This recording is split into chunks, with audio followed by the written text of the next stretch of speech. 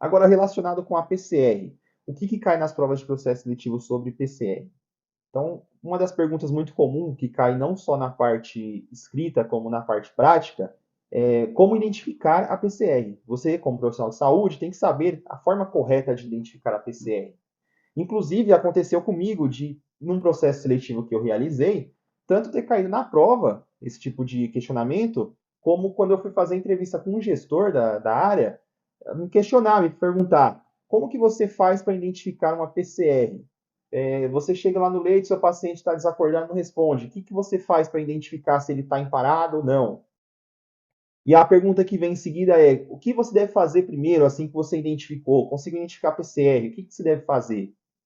Então, eu indico para você que está buscando seu emprego como auxiliar ou técnico de enfermagem, que estude como se deve ser identificado a PCR e quero que você também estude o que você deve fazer primeiro, na hora que você identificou que tem uma pessoa ali com parada cardiorrespiratória.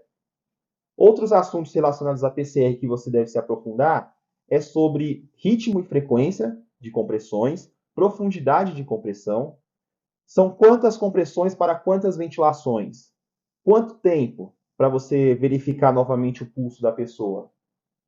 Isso são perguntas que sempre está presente ali em prova de processo seletivo.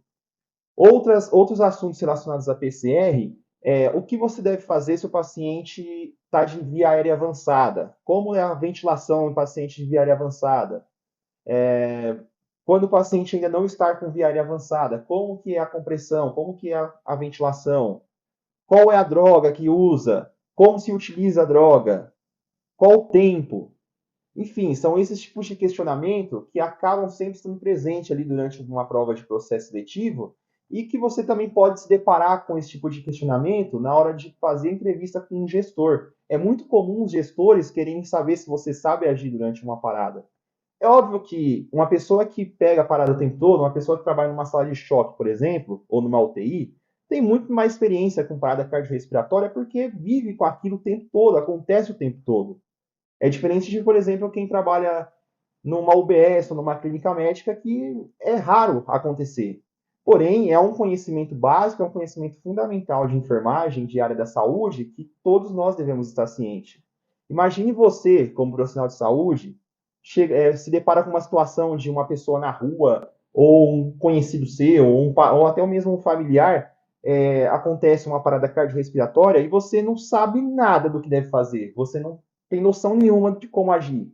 Imagina só como que você vai se sentir depois, sendo profissional da saúde, sabendo que você deveria ter aquele conhecimento de pelo menos saber dar o primeiro atendimento ali, a primeira ação, e você não conseguiu fazer porque você não estudou, porque você não revisou aquele assunto. Que é um assunto que ele é você revisar, é você estudar. Conforme você vai estudando, você vai revisando, você consegue colocar aquilo na sua cabeça e você consegue não talvez ter a prática de uma pessoa que convive com aquilo o tempo todo, mas você vai conseguir pelo menos saber o que deve fazer ali no mínimo da situação. Você vai saber mais ou menos o que você tem que fazer. E isso sim salva vidas.